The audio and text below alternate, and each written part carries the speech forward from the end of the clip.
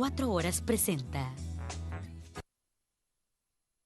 A ver, estamos listos esta mañana para conversar, para la entrevista con nuestros invitados. Antes quiero mostrarle lo que dijo el ministro de Seguridad actual, ¿no? Benito Lara, respecto a la propuesta que hicieron algunas personas sobre el estado de excepción. Hay muchos elementos de los cuales vamos a hablar esta mañana. La posible mutación de los pandilleros a grupos irregulares armados, le llaman algunos.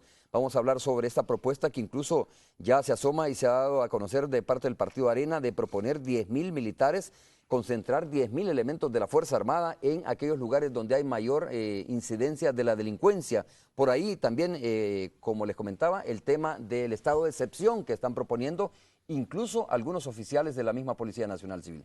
Veamos qué dijo Benito Lara para luego regresar y presentarle a nuestros invitados.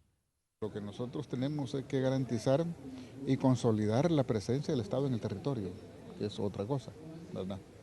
Y yo creo de que no se trata precisamente de vulnerar derechos, sino de garantizar los derechos de la gente, ¿verdad?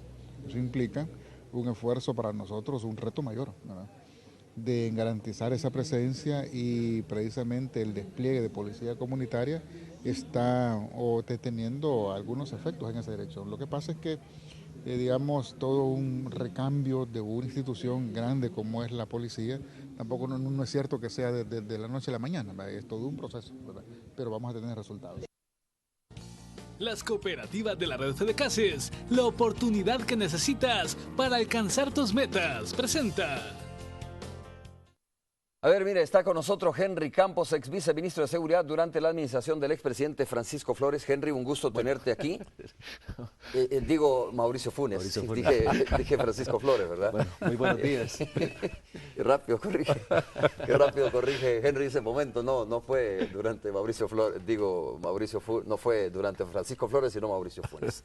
Bienvenido, sí, ex viceministro durante la administración del expresidente Mauricio Funes, y está don Hugo Barrera también, ex ministro de Seguridad en administraciones anteriores. Dos personas que han tenido en las manos, obviamente, este tema de cómo enfrentar la delincuencia, obviamente junto a un equipo, pero que conocen cómo se ha venido desarrollando esta situación, cómo ha venido evolucionando. Lo cierto es que a estas alturas, y después de la tregua, algunos creen que hubo un fortalecimiento de las pandillas. Las últimas fotografías, los últimos videos nos dan una idea también de cómo estos grupos están no solo ya preparados con corta uñas, ¿no?, con puñales, están preparados con armas largas. No sé qué cantidad podrá haber, por supuesto, de armas largas en manos de los pandilleros. Cuando se le preguntó a la Policía Nacional Civil, a la dirección de la Policía Nacional Civil sobre estos videos y estas fotografías, la respuesta fue que muchos de ellos ya están en prisión, que muchos de ellos ya guardan prisión, pero hay 32 policías asesinados en nuestro país, policías que cada día están perdiendo la vida, y eso pues obviamente nos da una idea también de cómo está la situación de difícil para los agentes de la policía, de tal forma que un oficial de la misma corporación dijo que es más las muertes que está ocasionando los pandilleros que lo que está ocasionando la fiebre chic y el dengue en nuestro país, que es una epidemia, dijo. Henry, gracias por estar con nosotros, bienvenido de nuevo. Don Hugo, también muchas gracias por estar con nosotros. A la orden, Romero, con mucho gusto. Don Hugo, ¿cuál es su diagnóstico? Luego vamos a hablar de estas medidas que algunos dicen son medidas muy a la ligera, muy cortoplacistas, dicen algunos, pero otros creen que es necesario, ¿no? Porque lo que se pretende aparentemente es recuperar la institucionalidad y la presencia del Estado de forma territorial, y no ir como por parches, dicen algunos, de sacar 10.000 elementos de la Fuerza Armada, de un estado de excepción. Otros incluso han dicho la pena de muerte en nuestro país. Don Hugo, ¿cuál es su diagnóstico de esta situación? ¿Qué impresión le dio haber visto esta fotografía y estos videos y estos pandilleros con ese tipo de armas? Bueno, yo creo que todo lo que está sucediendo es, desde mi punto de vista, es como normal, como lógico que suceda cuando hay un gran irrespeto a la ley, o sea, hay incumplimiento de la ley por parte de las autoridades, y un blandenguerismo, por decirlo de alguna manera, en relación a una situación tan compleja, complicada y grave, que ya no solamente genera daños así superficiales, sino que daños a la vida, a la integridad física y a los bienes materiales de los ciudadanos en general. La reacción que yo he visto últimamente por la muerte de los policías, lo cual es lamentable, debería ser la reacción que deberían tener las autoridades, no solamente cuando matan policías, sino que cuando matan ciudadanos indefensos también. Pero lo que tenemos es como una consecuencia de varios años de no hacer lo que la ley manda en primer lugar. Por eso dice usted blandenguerismo. Sí, ¿A qué se refiere concretamente? Me refiero que las autoridades no cumplen con lo que la ley les manda, casi en todo. Arranquemos con tránsito, si quiere ser. No hay control de nada, la gente hace lo que le ronca la gana. Y si nos vamos avanzando más un poco, llegamos a los momentos criminales ya, en donde también la gente hace lo que le da la gana.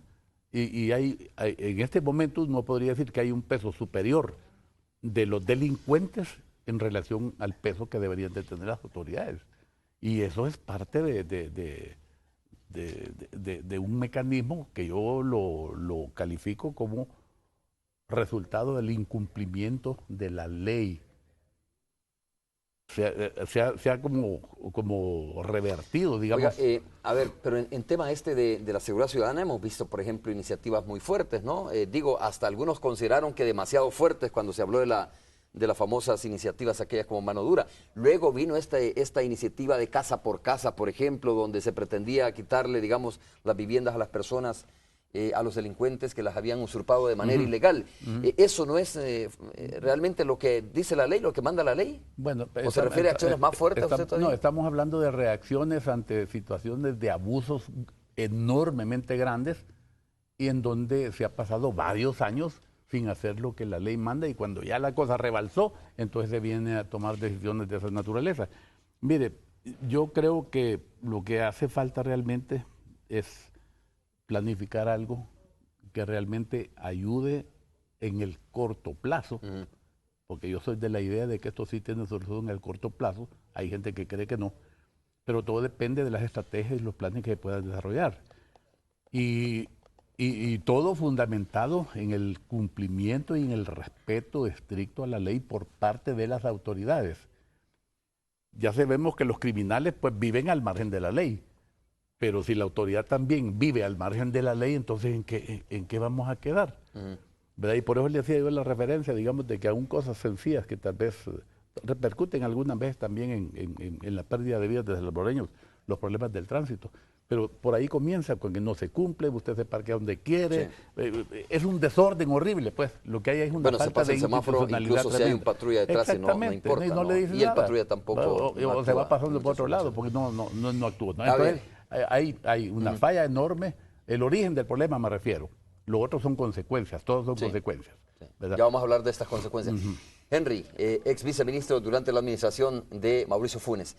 Henry Campos, algunas personas dicen, mire, no es para tanto, ¿no? O sea, esto de las fotografías, los videos, son 4 o 5 cipotes o 10 cipotes medio desubicados que tienen armas, etcétera, se enfrentan con la policía, pero no son capaces de, digamos, de romper el orden. ¿Lo ves así o estamos en una situación, después de haber analizado esos videos y fotografías y saber las armas que tienen los elementos de las pandillas, lo ves como de verdad que estamos en un tránsito a una situación más organizada de las pandillas? Bueno, yo creo que las pandillas siempre han presentado una multiplicidad de características. El origen y quizás el grueso de las pandillas han sido siempre territorialistas y menos ligadas al crimen organizado. Pero en los últimos tiempos hemos visto cómo algunas clicas empezaron ya a relacionarse con el crimen organizado, a comprar armas, a recibir droga, a vender droga, y eso ha ido aumentando como es natural. De tal manera que al ver videos o al ver las fotografías, estamos viendo las características propias de pandillas que se están fortaleciendo y que están recibiendo la ayuda del crimen organizado. El hecho también de que en el propio Estado, que en el propio ejército se pierdan armas, se pierdan una serie de pertrechos y que luego aparezcan en el crimen, pues ya es una revelación de que hay una situación en la que el crimen organizado está utilizando sus tentáculos. Henry, ¿hay una cabeza intelectual en esto, crees tú? ¿O es una cuestión donde los pandilleros de repente, pues obviamente al verse acorralados por la policía o perseguidos por la policía, van improvisando la forma como defenderse? En esos videos que ojalá los pudiéramos mostrar también se ve cómo elementos de la policía se comunican, ¿no? O sea, tienen comunicación entre ellos, comparten información. ¿Hay una cabeza intelectual en todo esto, crees tú? ¿O simple y sencillamente los pandilleros van improvisando de cómo defenderse, de cómo cuidar su territorio en donde están afincados? No, por supuesto que hay cabezas intelectuales. La diferencia es que en las pandillas no hay una sola cabeza. O sea, tú tienes diferentes pandillas y al mismo tiempo diferentes clicas. Muchas veces las órdenes no son de una sola cabeza dentro de una sola pandilla, sino que corresponde a la intervención de diferentes líderes. Entonces, algunos tienen más poder que otros, algunos tienen más recursos que otros, pero desde luego lo importante es que el Estado debe actuar con inteligencia, debe actuar con economía de fuerza, no puede reaccionar de forma desordenada, no puede simplemente acudir a las formas más básicas del primitivismo, porque obviamente no va a transformar la situación de esa manera. Por ejemplo, el hecho de tener en el territorio más presencia del Estado, desde luego, mejora las condiciones de control. A ver, no podemos hacer uso, dices tú, de herramientas primitivas, ¿no? Me imagino que te refieres a una presencia masiva del ejército, por ejemplo. Por ejemplo, vaya. Pero tampoco lo otro ha dado resultado, es decir, el hecho de que tenemos que tener más presencia territorial, ¿verdad? Buscar las causas de esta situación, atacar las causas estructurales. Bueno, hemos visto que tampoco eso ha dado muchos resultados. Yo creo que no se han ensayado. Por ejemplo, durante tu administración, ¿no? ¿Cuáles son las dificultades que ustedes encontraron para poder, digamos, neutralizar o para poder atacar las pandillas? Bueno, el primer problema fue un problema de administración de las instituciones de la seguridad. Es decir, un problema de falta de procesos, de pérdida, por ejemplo, de conexión de las diferentes instituciones. Para el caso en la policía, tú encontrabas que faltaba un tornillo de una motocicleta, ahí estaba tirada y nueva, que de repente también no se sabía dónde estaban los repuestos, no había una clasificación, tenías algunas delegaciones con expedientes en el suelo, tirados. ¿Y eso continúa, me imagino, de esa manera? ¿O no lo sé, no lo sé si Ujú. continúa. Al menos se empezaron a hacer esfuerzos por mejorar la administración, los procesos, porque eso es importante. Una orden de donde emanan las políticas generales que no tenga respuesta abajo por falta de una buena comunicación y de una buena administración es también un problema. ¿Estás hablando de un problema de burocracia, de coordinación en las instituciones? Sí, pero más allá de un simple problema de burocracia, es realmente un problema de comunicación interna. Y es como un barco, un enorme buque. Si el último de los marineros no sabe lo que ha dicho el capitán ni cómo lo va a hacer, entonces difícilmente se va a poder transformar la realidad. Ahora, volviendo al punto del control del territorio, cuando hablamos de control del territorio no hablamos solo de una mera presencia de cierto grupo. Cuando yo decía que no se fuera a acudir a formas primitivas, era como por ejemplo acudir a grupos de exterminio, como de lo que se ha hablado en muchas oportunidades, al menos por la información de inteligencia.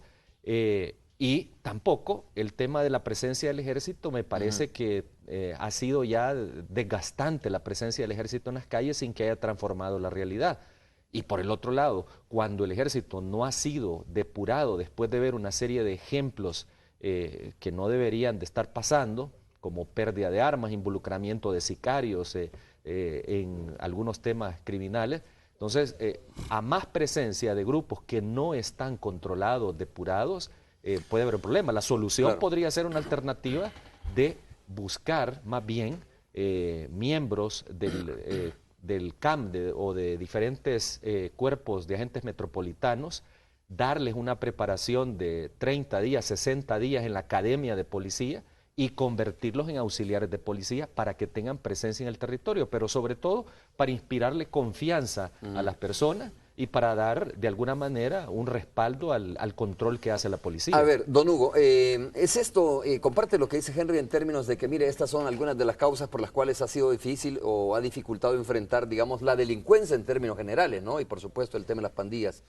la falta de coordinación, de comunicación, esto me parece patético, de que una moto nueva le falte un tornillo y que por lo tanto no se puede utilizar porque no está el tornillo, no se puede comprar tan expeditamente un tornillo, ¿no? Mientras las pandillas, pues obviamente se han venido fortaleciendo. Mire, yo estoy totalmente de acuerdo con lo que dice Henry, pero lo que pasa es que todo lo que estamos viendo son consecuencias de algo que no hicimos hace bastante tiempo. Cuando se da la guerra, por ejemplo, se genera un desorden institucional lógico. En una guerra esas cosas pasan, sobre todo cuando es una guerra interna. Aprovechando toda esa situación de la guerra, se genera una estructura criminal que estaba como camuflajeada por la guerra misma. Posiblemente eran cosas que sucedían producto de la criminalidad y le ponían un rótulo que decía por traidor al ejército, por traidor a la guerrilla, y total que se le echaba al tema de la guerra todo lo que estaba pasando, y mientras tanto esta cosa se iba fortaleciendo. Cuando se firman los acuerdos de paz, por ejemplo, yo sé que nos estamos yendo bastante para atrás, pero lo que tenemos ahorita, como le repito, son consecuencias. Desde mi punto de vista, se comete el error de desmantelar las instituciones de seguridad pública que existían por cosas de orden político. Si se hubiera hecho lo mismo que se hizo con la Fuerza Armada, que se depuró, y la Fuerza Armada está funcionando. Pues. Depurar y no desaparecer. Pues sí, entonces, y todo eso ha venido a repercutir en un daño a las comunidades horrible, porque querer crear una policía nueva es un problema que no es nada fácil. Deshacer lo que se tenía y crear una cosa nueva. Y de ribete, con un error original, digamos, de la firma de los acuerdos de paz, donde se establece que el 20% iban a ser exguerrilleros que van a la policía, el otro 20%, entre comillas, miembros de la Fuerza Armada, y un 60%, entre comillas, también puros civiles, paja. Ahí se metió todo lo que no estaba institucionalmente reconocido, y se metió también ahí. Entonces tenemos una policía que, además de que es inexperta, aunque haya pasado de algún tiempo, tiene concepciones ¿Cuántos de años carácter... tiene ya la policía? Tiene más de 20 años. Ya no se puede hablar de una policía inexperta, ¿o no? Mire, Pienso yo. No, creo que es una no? policía que ya tiene que haber capitalizado sí se puede, experiencia. Porque, mire, crear una institución... Sobre todo porque la policía está integrada con ex elementos de los cuerpos de seguridad incluso, y ex elementos de la guerrilla, ¿no? Y los civiles, por supuesto. Bueno, digo, es gente que tiene experiencia para combatir, para poder, digamos, analizar esta situación. ¿Cuál es el resultado que tenemos hasta ahorita? Bueno, pues que no ha sido posible. Yo me fundamento en los resultados en este momento. Entonces, pero le digo que todos aquellos defectos, y aunque hayan pasado 20 años, el concepto de politización de la policía no se ha desaparecido, todavía sigue vigente. Y yo creo que cada día más. Entonces, eso genera una desnaturalización de la institución policial que perjudica y acarrea graves problemas a la ciudadanía y al país en términos generales, ¿no? Entonces, pero estamos hablando de cuáles son los defectos que originaron esa situación. Y ya Henry empezó a poner, por ejemplo, unas posibles soluciones. Esto lo que implica es que todos nosotros, los gobiernos me refiero, deberíamos de tener la suficiente capacidad para poder hacer recoger un poco los conocimientos de todas las personas que de una u otra manera hemos participado en estos asuntos, para ver cómo se saca algo que realmente sirva para salvar la vida, la integridad física y los bienes materiales de la población, que es todo lo que está sucediendo. Entonces, el otro problema que ha habido es que, como cada gobierno que cambia el ministro de Seguridad Pública y cambia regularmente el director de la policía también. Entonces, instituciones nuevas con recambios de las cabezas. Aunque no parece ser el problema ese, sino más bien si tienes un guión que seguir, llegue quien llegue, tiene que seguirlo. ¿No? Y sucede algunas veces que, aún siendo el mismo partido político, la otra persona que llega, borra lo que se estaba haciendo porque considera que no estaba bien, y se comienza a inventar otro tipo de cosas. Y así es como ha ido sucediendo esto, y a la larga lo que tenemos son estas consecuencias. Vamos a hacer la pausa comercial. Cuando regresemos, Henry Campos interviene nuevamente.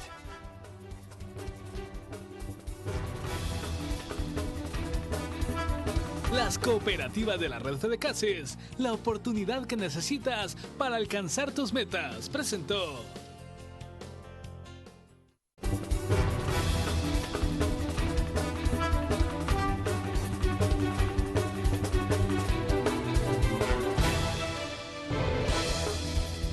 Bien, antes de pasar a este tema de las medidas que se están proponiendo, incluso lo que dijo un oficial de la Policía Nacional Civil que debería de hacerse para enfrentar este tema de las pandillas principalmente, de nuevo quiero preguntarle a Henry cómo ve esta situación. En la pausa comercial hacíamos referencia a algunos elementos, ¿no? Tatús encontrados en San Martín, por ejemplo, ¿verdad? Campos de entrenamiento, porque esto donde usted ve a un miembro de pandilla disparando es prácticamente un campo de entrenamiento. O sea, no se necesita tener una gran fortaleza para saber que el tipo está practicando tiro con la escopeta o con el fusil en ese momento. Matar vigilantes para robarles escopeta, o sea, ya no es un pandilleril que pone el cuchillo en el bus, ¿no? Y de repente le roba a la persona que va ahí. Pareciera, Henry, que hay señales de que de verdad hay una mutación a algo más organizado, ¿no? Claro, bueno, nuestro país, como consecuencia del conflicto armado interno, padece de algunas de las situaciones también comunes en el Triángulo Norte, igual en Honduras y en Guatemala. Hay mucha gente que tuvo preparación militar o preparación dentro de la guerrilla. Cuando se acaba el conflicto, muchas personas también salen de las instituciones y se reconvierten a la vida civil y al mismo tiempo toda su experiencia y algunos también de esos esquemas de funcionamiento utilizados se trasladan llegan a la delincuencia común. Entonces, en el caso de las pandillas, desde hace años, ellos siempre han estado, igual que el crimen organizado, quizás el crimen organizado con mayor razón, ¿verdad? Pero las pandillas también han estado tratando de aprovechar esas circunstancias de material bélico abundante, experiencia militar abundante. Lo que estamos viendo ahora es también las consecuencias de un proceso que lleva ya varios años y que desde luego hay que buscar tanto medidas de corto plazo como las medidas de largo plazo. Henry, cuando te preguntaba, por ejemplo, ¿cómo estabas viendo tú la situación? ¿Cuál era la lectura? No puede dejarse de lado, ¿no? Preguntar si hay, cuando te preguntaba si había cabezas detrás de esto, digo intelectuales detrás de esto, no puede dejar de preguntar uno si la motivación final en esta mutación puede ser de carácter político e ideológico. Supongo que algunos están visualizando esa posibilidad de convertirse en un grupo con poder político y militar que doblegue al Estado para poder imponer o por lo menos tener incidencia, digo, ¿no? Y para tener desde luego momentos electorales, no sé. El problema con estos grupos es que al final tú no sabes qué nivel, digamos, de aspiración, de valores, de ideales los están moviendo. Si simplemente los intereses inmediatos, los intereses simplemente económicos, los intereses de poder, entonces el Estado no puede permitir que estos grupos se vayan fortaleciendo. Tiene que buscar la forma más corta. Sea cual sea, digamos, la motivación, ¿no? Por supuesto, porque no puede tomarse el riesgo de decir, bueno, vamos a esperar a ver en qué se están reconvirtiendo. Más bien hay que... Mira, yo quiero preguntarle, ¿y qué culpa tienen qué cantidad o porcentaje de culpa tienen también los políticos en todo esto? Y lo digo sin colores. Hemos visto a todos los políticos coqueteando de alguna manera, o gobiernos anteriores, coqueteando de alguna manera con líderes de pandillas, desfilando a la par de líderes de pandillas, personas que incluso tienen orden de captura o que han infringido, que han violado la ley, supuestamente negociando con los pandilleros en tiempos electorales para que les permitan entrar a tal lugar, para que voten por tal o tal partido político. Todo eso va legitimando a este movimiento de pandilleros que al final dicen, mire, esto ya no es para nosotros, no es la simple defensa del territorio, ya no es el simple hecho de que nos permitan seguir extorsionando. Saben que cuando los políticos se les acercan, les están abriendo una puerta más ancha, que es la incidencia política electoral, don Hugo. Sí, bueno, hubo un funcionario del gobierno anterior que incluso dijo que a lo mejor las maras se convertían en partido político, que en ese camino iban. Pero mire, yo creo que aquí nos podíamos pasar toda la mañana haciendo una repetición de todas las un diagnóstico de esta situaciones situación que han ocasionado lo que tenemos en este momento. Pero lo cierto es que yo creo que tiene que haber un mecanismo que permita, digamos, pero seriamente, y no me refiero, usted no puede reunir a 200 personas para tratar de ver cómo se encuentra la solución del problema de la inseguridad en El Salvador. Tiene que ser gente que tenga los conocimientos, la experiencia, las vivencias de haber estado en estas situaciones para poder aportar algo que realmente sirva para crear un mecanismo de solución a la problemática. ¿Y ese no es el Consejo Nacional de Seguridad y Convivencia? Pues yo tal vez no me atrevería a calificarlo en este momento, pero cosas muy grandotas llegan a aquello de hacer comisiones para que no se resuelva nada. Ojalá que me equivoque. Pero a lo que me refiero es que tiene que haber gente que tenga que ver con la posibilidad de elaborar estrategias orientadas a lograr el propósito de que esta situación se termine lo más pronto posible. Y eso arranca por el estricto cumplimiento de la ley por parte de los funcionarios y por parte de la ciudadanía en términos generales. Cuando un ciudadano no cumple la ley, o sea, la autoridad se encarga de que eso se cumpla o procede como debe de ser. Pero cuando estamos exageradamente siendo respetuosos en contra del que está cometiendo delitos, y no importa que la víctima salga totalmente trasquilada, eso es como al revés de lo que realmente se tendría que hacer. Pero yo vuelvo al esquema de que debe de haber un mecanismo de concertación para buscar la elaboración de una estrategia, de un plan orientado a resolver el problema. Don Hugo, cuando se le pregunta al actual ministro de Seguridad, Benito Lara, dice lo siguiente, mire, no podemos hacer eco de este llamado que hizo el oficial de la policía de un estado de excepción, ¿no? Estratificado, le llaman ellos, o en los municipios donde hay mayor incidencia de la violencia. Lo que tenemos que hacer, dice, es consolidar la presencia del Estado en el territorio, que es lo que se ha perdido, la territorialidad, ¿no? Donde mandan los pandilleros y donde los policías no entran, o donde no está, por ejemplo, las instituciones del Estado, donde hay ausencia del Estado. Henry, ¿qué piensas de todas estas medidas que se han hablado? ¿Por dónde, a tu juicio y con la experiencia que tú tienes, tiene que irse buscando la solución? Te planteo esas, la que dice el ministro, pero también te planteo la que está diciendo el Partido Arena. Como es una cuestión también de enfrentarla desde ya, ¿no? A corto plazo, dice, hay que poner 10.000 militares, concentrar 10.000 militares en los municipios de mayor violencia en nuestro país, entre otras medidas. Bueno, yo creo que sobre el tema de los militares, a mí me parece que es una decisión errada, sobre la base de que eso puede generar más delito. Cuando tú pones personal que no ha sido preparado para la seguridad humana o para la seguridad pública, y además de esto, es personal que no tiene controles. Es decir, cuando un soldado entra al Ministerio de Defensa o al Ejército, más bien, los controles que tiene el Ministerio son básicos. No va a investigar a su familia, no le hace pruebas de polígrafo, toxicología, no le pone pruebas patrimoniales. Entonces, hemos tenido muchas personas que entran al Ejército y también se han tenido en la policía, miembros de pandillas o delincuentes que van a aprender las tácticas al Ejército y algunas veces a la policía. Por lo menos la policía tiene un poquito más de control en la academia.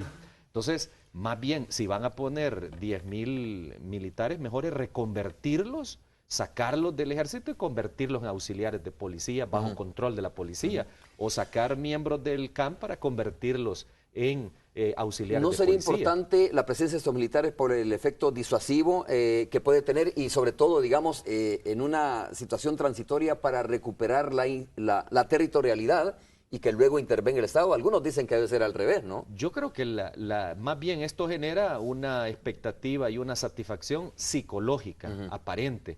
Pero venimos ya por 20 años de participación del Ejército, la gente demanda presencia del Ejército, no hay que negarlo, pero ya desde el punto de vista frío, lógico, eso no ha sido lo que ha transformado las realidades de seguridad.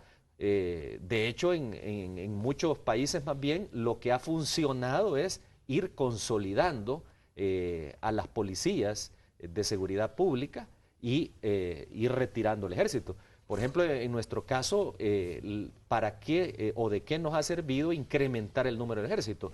En los tiempos modernos ya el ejército ya no se puede utilizar para la guerra, sino veamos el caso de la isla Conejo.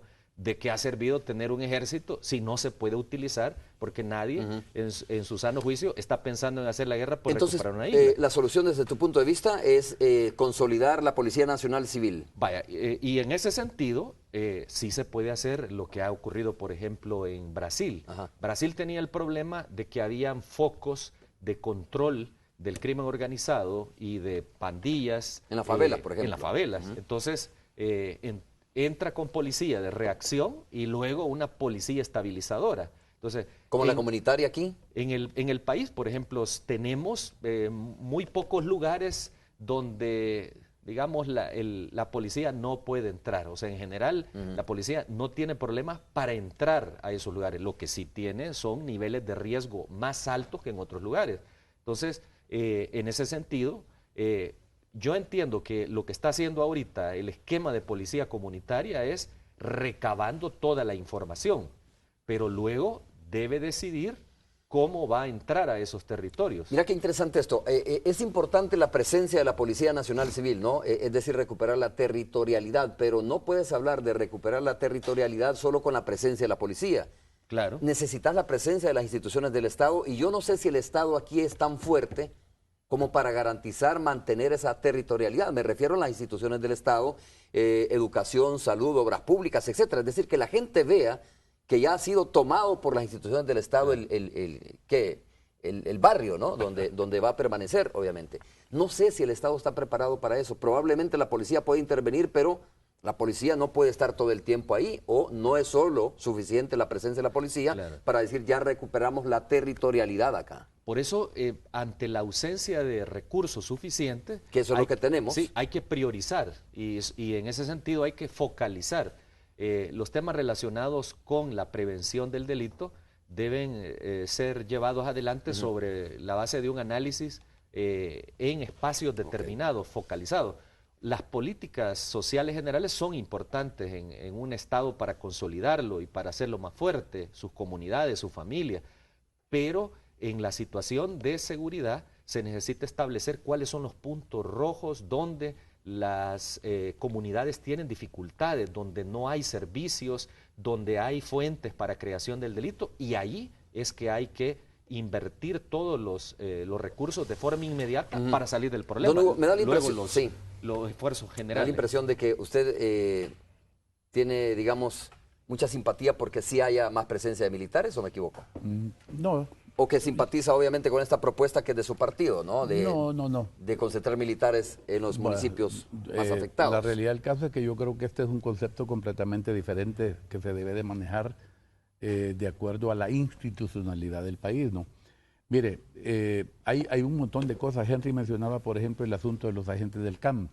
En la Constitución, a través de los acuerdos de paz, se cometió el error de borrar las policías municipales, por ejemplo, y crear una sola Policía Nacional Civil, que realmente la policía ahorita tiene los mismos miembros con que yo la dejé, o menos, que eran 22,000 policías. No, ya tiene más. Yo no sé cuántos tendrá ahorita, pues, pero han pasado de esa época para acá más de 15 años.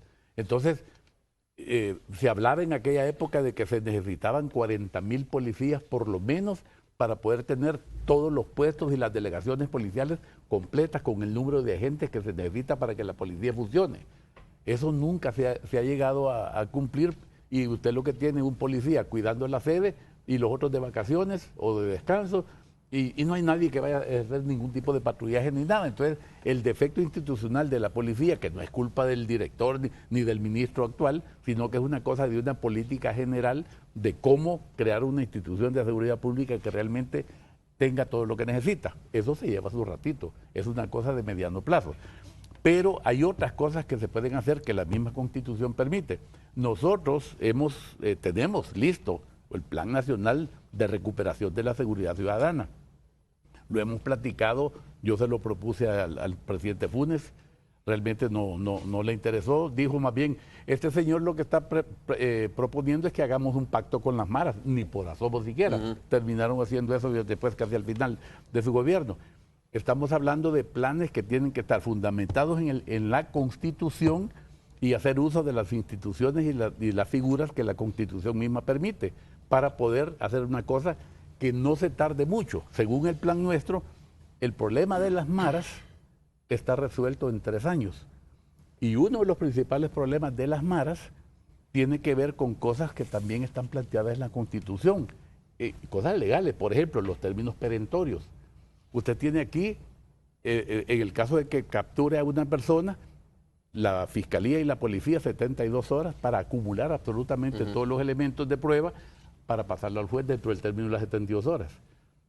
Si aquella acumulación de pruebas vale la pena, el juez en las otras 72 horas, que es el término de inquirir, va a evaluar aquello y si aquello realmente vale la pena, entonces la persona queda detenida. La persona queda detenida. Pero ahorita la enorme cantidad de gente va para afuera y muy poquitos quedan detenidos. Y ahí volvemos al tema de que no estamos suficientemente preparados ni técnica ni científicamente hablando de la policía para poder acumular todas aquellas pruebas. Además de que 72 horas es un término bien corto. Entonces, dentro de este plan que yo les estoy mencionando, que no puedo dar los datos abiertamente, uno de los elementos, pero dentro del marco Pero de si los tiene el gobierno actual, don Hugo, esos datos no los puede dar aquí, pero me imagino, ¿los ha proporcionado? Sí, yo hablé con el señor Ato Adbun, le dije, mire, tenemos este asunto, no importa quién lo haga, lo que importa es que se haga, pero le quiero decir que esta cosa viene, incluso a Saca se le propuso, y no hubo reacción tampoco, ¿no?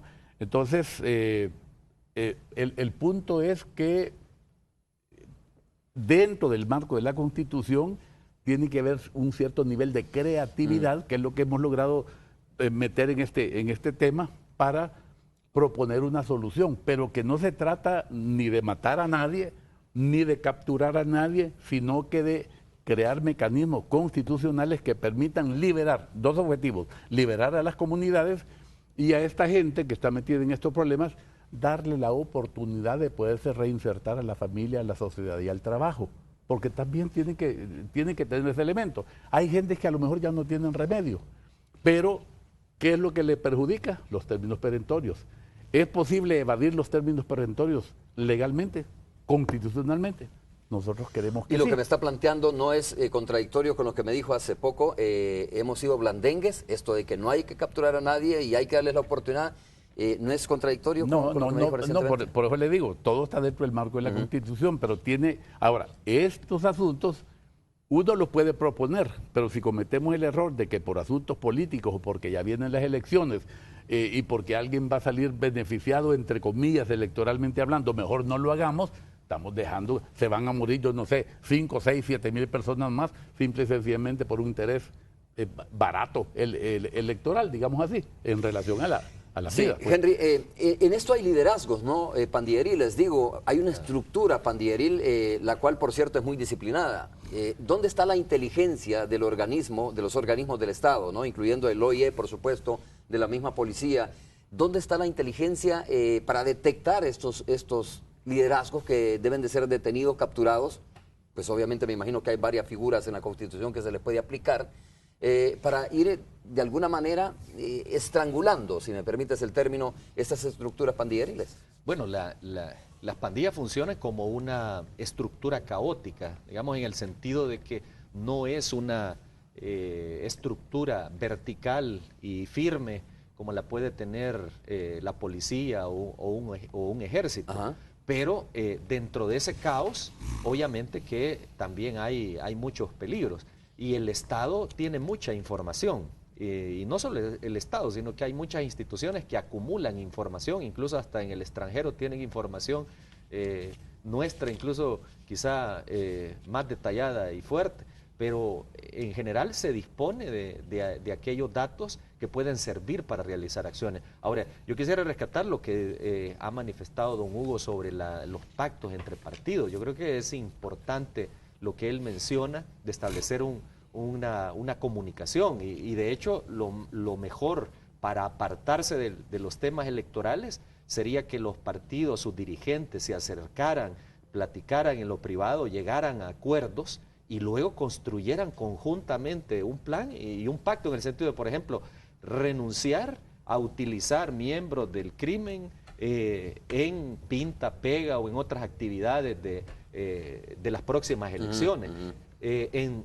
sacar el tema de la seguridad de los temas de discusión electoral. Claro. Y eso podría de alguna manera ir acercando posturas primero entre los dos grandes partidos y con la ayuda de los partidos más pequeños para que apoyen también en darle fortaleza a las propuestas que puedan derivar del acercamiento de las estructuras políticas más importantes del país. Fíjate que sobre eso yo quisiera mencionar algo más, Romeo.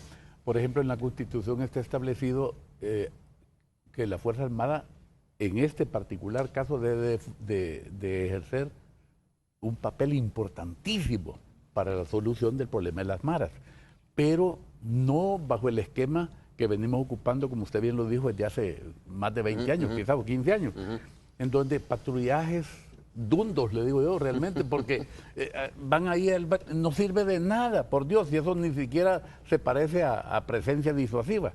Aquí la cosa tiene que ser de una naturaleza completamente diferente. Les voy a leer un artículo de la Constitución que dice: la Fuerza Armada colaborará en las obras de beneficio público que le encomiende el órgano ejecutivo. Y oigan esta parte: y auxiliará a la población en casos de desastre nacional. ¿Y usted cree que el tema de las maras no es un desastre nacional? Porque no estamos hablando solamente de terremotos o de inundaciones. Socialmente hablando, este es un verdadero desastre nacional, peor que, sí, claro, lo que mide, produjo por ejemplo, la guerra el impacto misma. que tiene en la economía, Sí, todo, en el es un desastre nacional. Etcétera. Entonces, sobre la base de este asunto, se puede perfectamente planificar algo en donde la Fuerza Armada debe solo le voy a decir una cosa. Hace algunos años yo le mencioné esto a una persona que estaba en un cargo importante en la Fuerza Armada, y la respuesta que a mí me dejó anonadado, me dijo: nosotros no somos Boy Scout. Por Dios, dije yo, entonces este tipo no entiende absolutamente nada de qué es lo que está sucediendo. Y en ese periodo de que no somos Boy Scout, hasta ahorita posiblemente han muerto 20,000 personas más. Entonces, a lo que yo me quiero referir es que aquí está la clave para hacer esto. Yo solo le di una partecita, claro, hay otros dentro del marco de la Constitución de la República que pueden ayudar a entender y a planificar algo sí, que salve la vida de las personas que están expuestas a perderla en cualquier momento. Ese es el punto. Ok, pausa comercial, regresamos en breve, y cuando regresemos vamos a ir hasta la radio 102.9 también. Volvemos.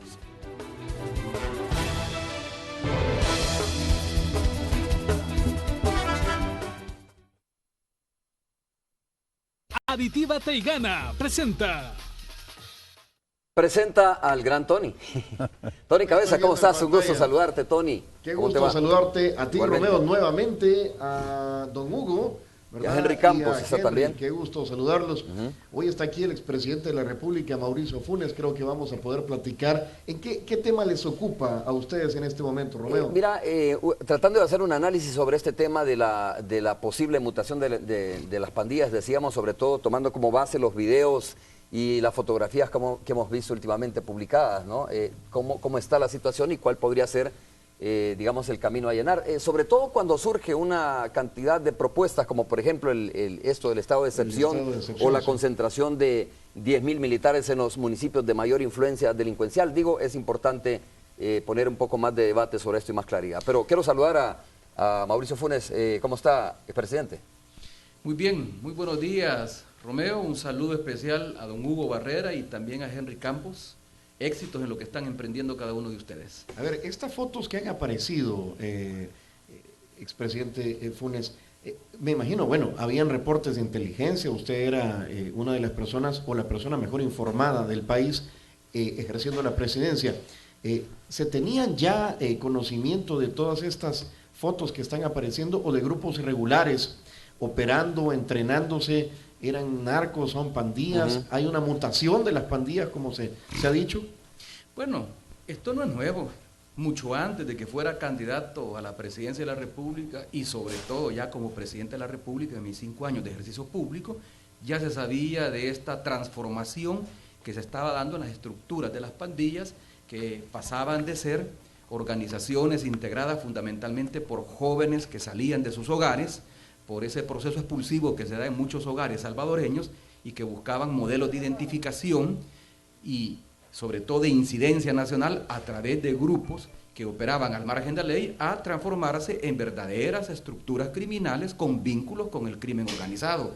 De tal manera que lo que aparece en un video que reproduce un periódico digital o algunas fotos que han sido filtradas a la prensa son prácticas habituales que las pandillas vienen teniendo desde mucho antes, ni siquiera se puede decir que comenzaron con mi gobierno, ya desde antes se habían transformado en estructuras criminales.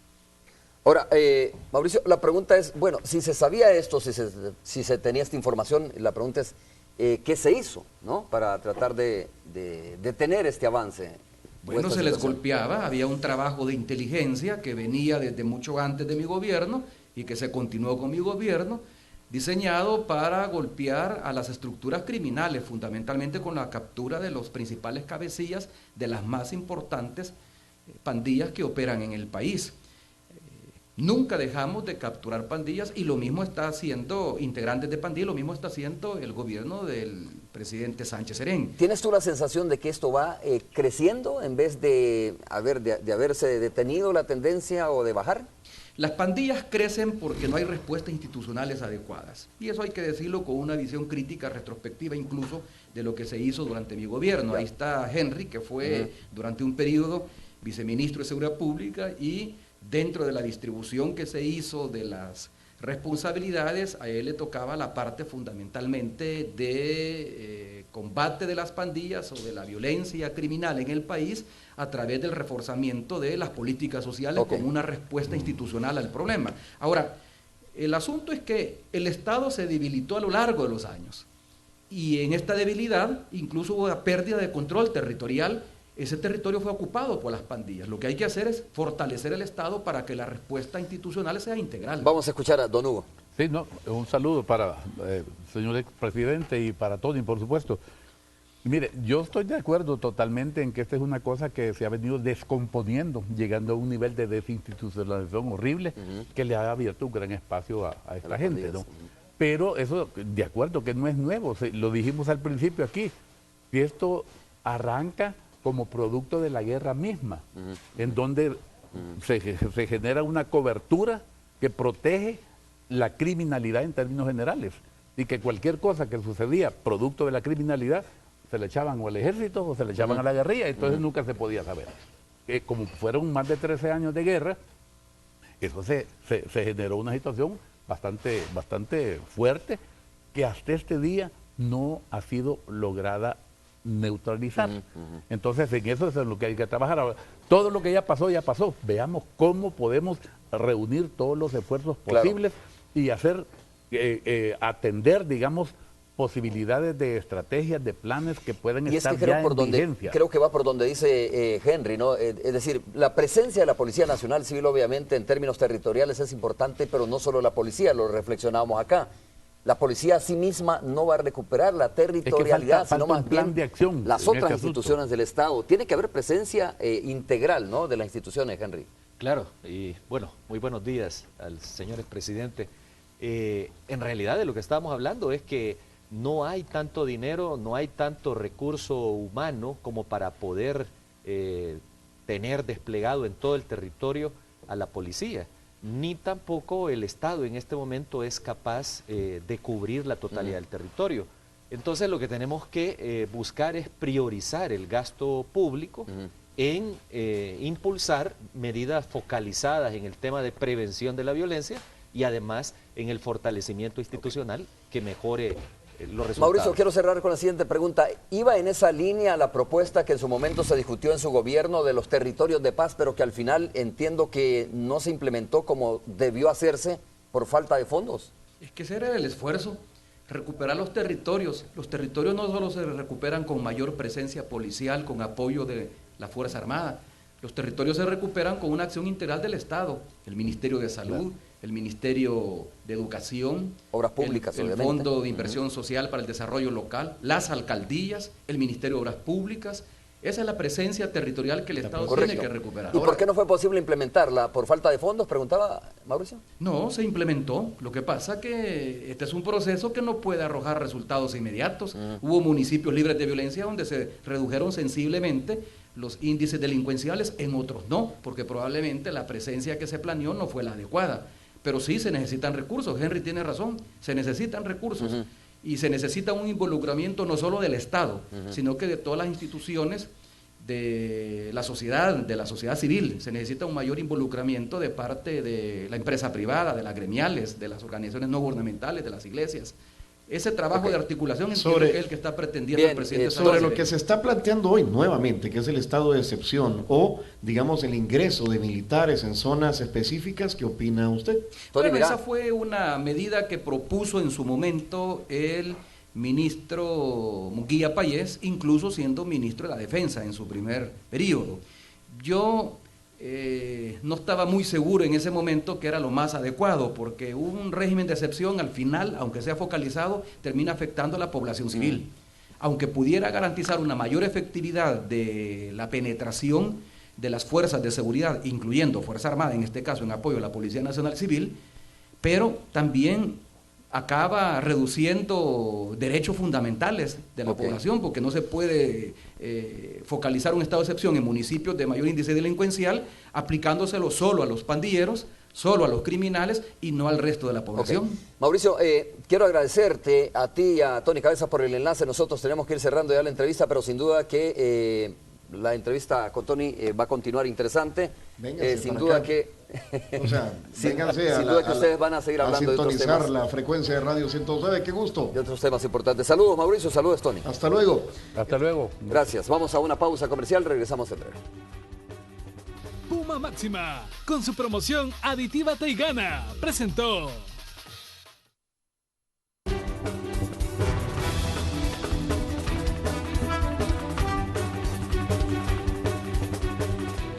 Muchas gracias, don Hugo, también muchas gracias por haber estado con nosotros. Henry Campos, muchas gracias también por haber estado con nosotros. Nos vemos el día de mañana a las 5:30, es todo. Buenos días.